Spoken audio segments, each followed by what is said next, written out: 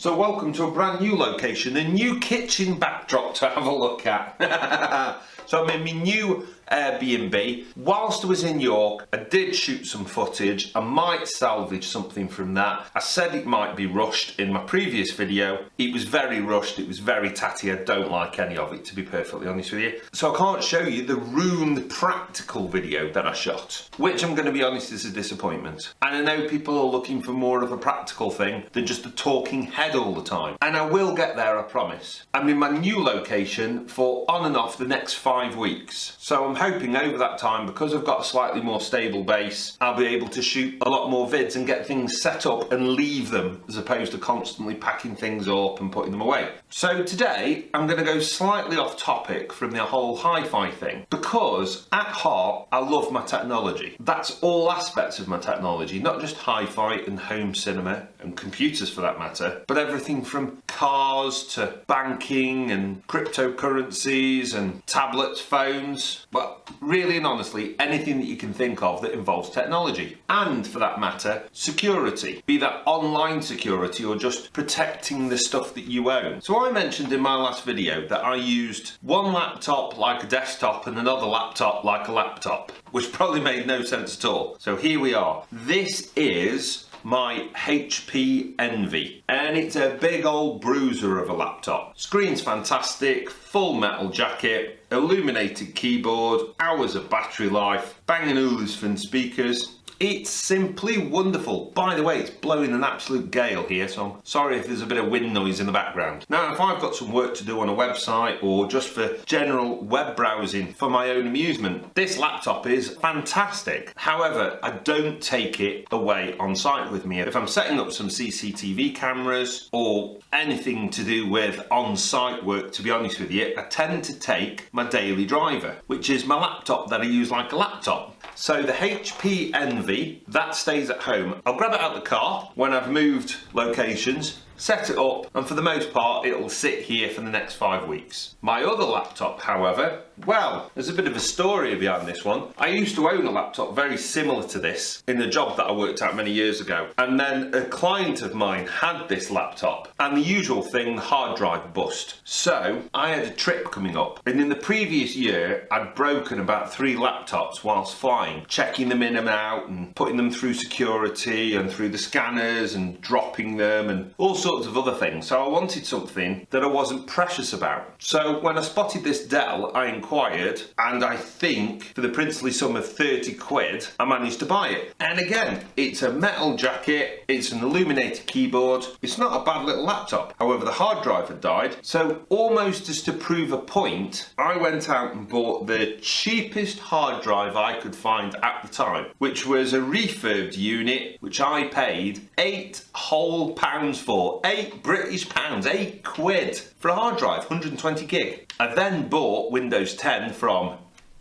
this place for less than 20 quid. And that was up and running. Now that was the summer of 2017, and now it's early 2019, and I'm still rocking the same workhorse, albeit has a picture of a dog on it now. Because during that trip, I was anticipating that I was going to break this laptop at some point. Now that never happened, and it's still going strong. Well, when I say strong, it's dog slow. But it serves its purpose brilliantly. I'm not precious about it in the slightest, and not only is that because it's an inexpensive laptop, and also the way that it's set up. So I'm going to share the setup with you now. Now I'll screen grab most of this, but there's a few things where I'm starting the machine where I can't do that. So I'm going to hold it up to the camera, which I know is very crude, but what am I going to do? So I'm hitting the power button, it boots up, and then it displays a blue screen and says Bitlocker. Plug in your USB drive that has the Bitlocker key. Well, I'm not going to do anything at the moment. I'm just going to hit the enter button, try and get it to reboot again. Right, it's not going to start. So I'm going to take this USB stick. I'm going to turn it the correct way around, that old USB trick. I've plugged that in. Oh, there. It's on this side. This time when I hit enter,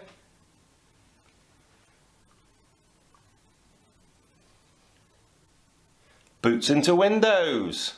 That is because I have enabled Bitlocker. Now, some people will tell you that you have to buy hardware in order for that to work. Simply not true. Bitlocker is preventing somebody from accessing this laptop unless they have that USB key. I have the information that's on that USB stick stored elsewhere, so if I ever lost it, I could duplicate it. So it's not just that one, it's the information that's on there that it's looking for. And what this means is, if I left my laptop in my van overnight, somebody smashed the window and ran away with it, they wouldn't be able to use the computer. They could wipe it and reuse it, but anything that I've got on there in terms of personal details, etc., isn't at risk. Well, you just pop the hard drive out, put it in a caddy, plug it into a USB into another computer, and then you can read the data, right? Nope. It's encrypted. So, without that key, or more importantly, the information that's on that key, that USB stick, there is no accessing the information that's on this laptop, which while I'm out in the field, gives me a huge amount of reassurance. So, first level of protection that I have on this laptop is Bitlocker. There's a variety of other systems on here that I use, but truthfully, they're not hugely relevant to most people's day-to-day operation. But web browsing,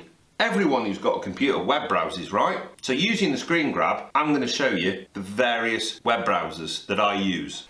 Incidentally, as soon as the laptop is booted into Windows, I can remove this, put it in my pocket where it's safe or wherever, and then if I leave my laptop somewhere, say in a coffee shop, somebody closes the lid and runs off with it, when they reopen it, they're stuck, unable to access any of the information that's on here. Not that there's very much, but anywho.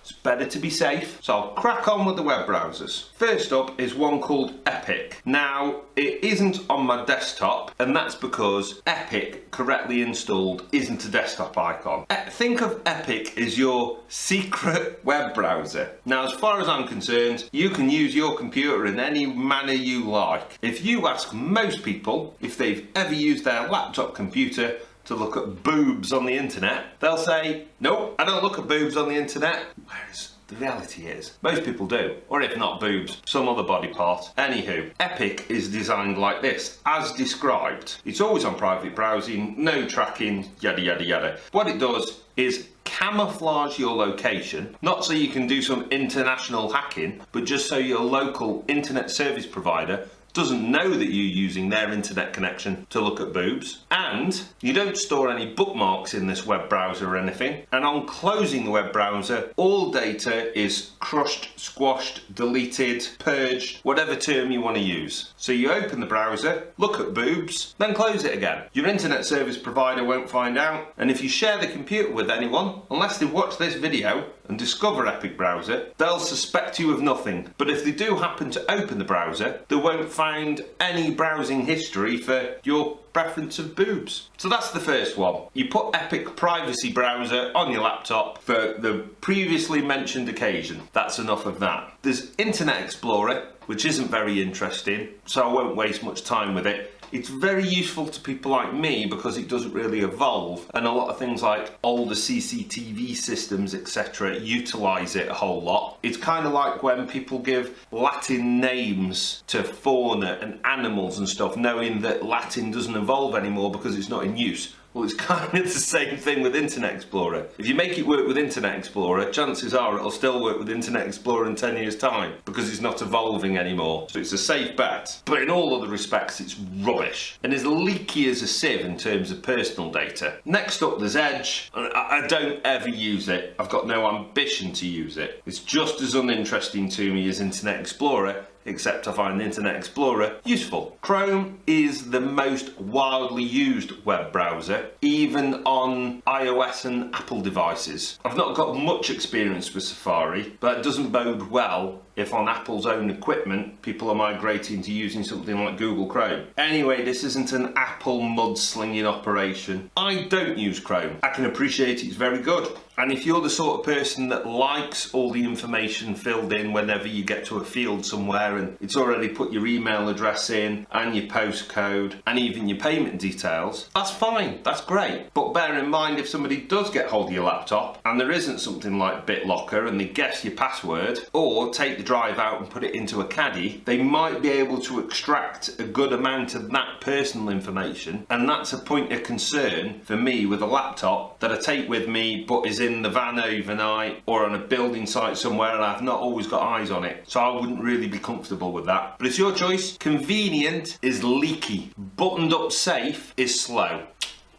Them's the facts, I'm afraid. Other ones I'm looking at on the desktop here are Tor browser. Now, some people will jump to the conclusion instantly that if you're using Tor browser, then you must be buying drugs. Well, actually, there's a variety of reasons as to why you might want to use it. And from a parenting point of view, you might want to download Tor browser and have a bit of a nosy around the dark web yourself, just so you can see what the kids are exposed to. Because getting on the dark web ain't tricky with things like Tor browser. You're not going to get in trouble for having a look around. Just don't download anything. I've got something else here on my desktop called Opera Neon. I'm not using that currently. That's a new version of Opera. And I've taken a long meandering route to get to what I really want to talk to you about, which is Opera browser, which is the browser that I use all the time. Let me chat you through the features, because I've got a feeling you'll quite like this. We've got this dark theme to kick off with, which is very fashionable at the moment, but I quite like. It's very simplistic. There is a toolbar. I've hidden it so you can't see my bookmarks. Not that there's anything for you to worry about there, but anywho, down the left hand side there's some really useful things here. Facebook Messenger,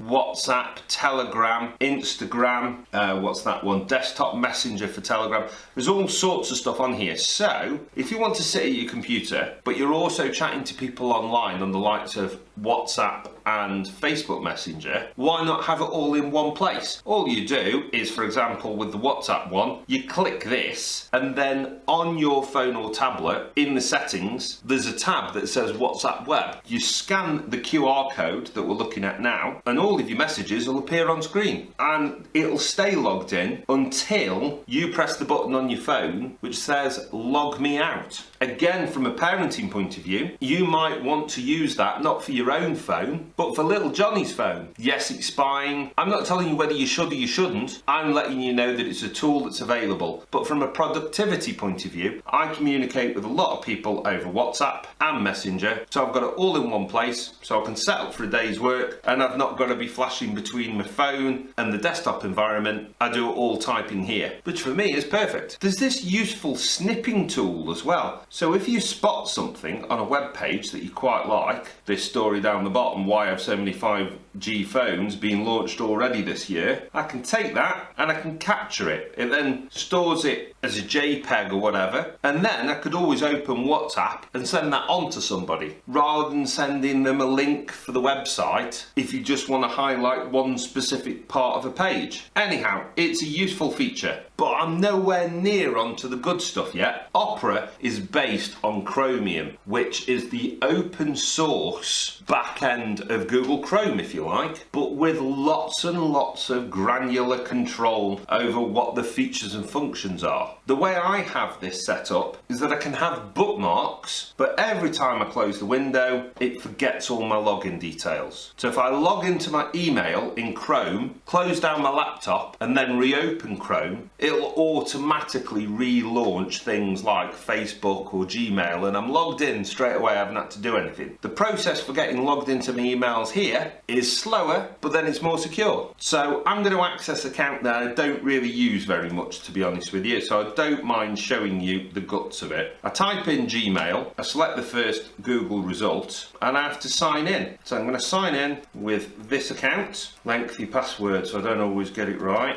It's about 22 characters or something. It's now popping up with a notification. Oh, I don't know whether that'll focus or not. I don't think it will because I've got it on manual focus. But anywho, it's a prompt from Google to say, is it you trying to log in? So I press yes, it is, and on it goes. Oh, and I'll just pop to the next screen just before anything flashes up there. 1,958 emails there in the inbox. They just gather, don't they? So we can see there that first of all, in order to log in, I need my phone and I need an internet connection on my phone, whether it's data or the same Wi-Fi network. And if I haven't got it, I'm in a spot of bother. But thankfully, I always do. So now I'm into my emails. I can open as many windows as I want here, and I can close the one where my emails are syncing. And in a new tab, I can open them again, and it will open them. It's loading there. However, if I close the browser and then reopen the browser, Even though I'm doing it immediately, I'm going to have to go through that process again. It's completely disappeared. I'm back to the same process again of signing in. Even though I didn't sign out, all I did was close the window. Anywho, that's the first thing that I wanted to show you. The second thing is a way that you can have all your passwords, it's the same password, but every password is different. I really do talk in riddles sometimes, don't I? So let me explain. The easiest way to log into everything reliably every time is to have the same password for every single thing. From a personal security point of view, that's madness. Absolute madness. You're much better to have a separate password for every online account that you have. But how am I ever going to remember all those passwords? Damn! That's where a password manager comes in. So I use Lastpass. So let me show you behind the scenes. I'm going to sign in. Now, this isn't the account that I use all the time. So I'm going to have to get it to send me a text message to this phone to say it's okay for this to run. So the password that it sent me is 861349. I am now logged in to this particular Lastpass. It's the one that I use on here all the time. Actually pops up a message on my phone. I don't have to get it to send a text message, but this is for demonstration purposes, isn't it? I'm going to open my vault, and there's a number of accounts there that are no longer utilized. Let's go with Asda. So I launch Asda. That shows you how long it is since I've logged in here. Sorry, who can find that page, whatever that is. Sign in. Now, instead of typing in my username and password, I'm just going to hit this little box. That's a Lastpass box. The 3 dots or 4 dots, however many dots there are, tells me that that's a Lastpass box, and the 1 signifies that it has 1 matching account for that. So, for example, with Gmail, you might have 5 Gmail accounts, so it'll give you the choice of 5. But I've just got 1, so I'm going to log in as this one. I'm going to hit sign in. Job done. I'm now in my Asda account. If I show you what my password is for Asda, I'm obviously going to change it immediately after. But if I hit the little spanner here and I hit the little thing there, that is my password for Asda.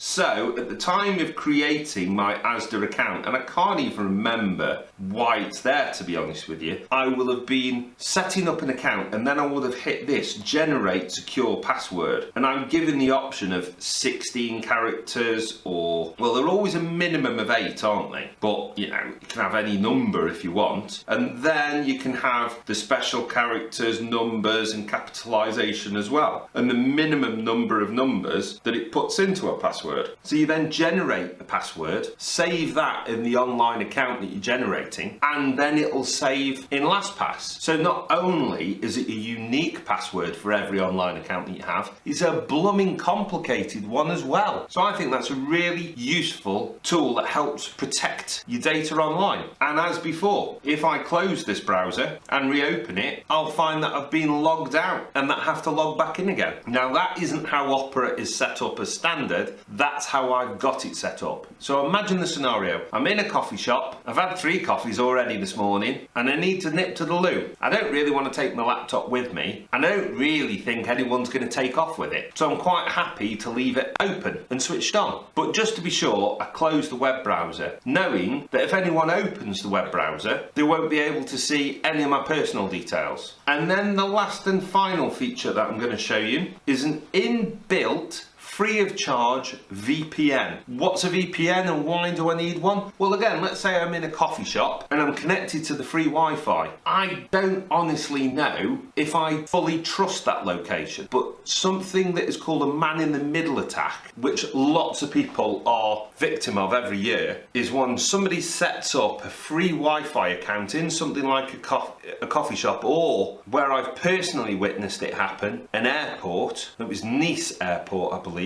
where people are attaching to the airport Wi-Fi and then beaconing out their own free Wi-Fi under free airport Wi-Fi. So why would you suspect that it isn't kosher? You connect to your normal services, but they sit in the middle and are able to see the traffic and intercept personal details, which means they might be able to extort money from your accounts, for example. So one way to protect yourself from that kind of attack is to click this little box that says VPN, VPN. Here's a little test. So I'm going to type in here, what's my IP? Now this isn't my IP, I'm in an Airbnb, so it's their IP. But this public IP address is, as far as any websites are concerned, my digital location on planet Earth. And with a little bit of homework, you might be able to tie that to a property. I know it's unlikely, unless you're an Uber hacker, in which case you're probably not watching this video. So that's the IP address there. If I click here, VPN, and I'm going to pick Americas actually. Oh no, actually, I'm going to go back, I'm going to select Europe, and then I'm going to say what's my IP. It comes up with a completely different number. That IP address is the IP address of a server in, I'm not entirely sure where all my traffic is being routed through. It's one of Opera's servers, by the way. It's not just a random server. Opera have organised it so that your point of origin is now this address, and all data between them and yourself is encrypted. This means that in the instance where I have attached myself to an unscrupulous Wi-Fi network where somebody is monitoring the traffic, they'll just get a jumbled mess because everything between me and that Opera server is encrypted. So it could go through 5 or 6 different networks along the way and it wouldn't make any difference, and very well protected, entirely free of charge. Let's just, out of interest, type in what's my location. Oh, I'm in Sweden.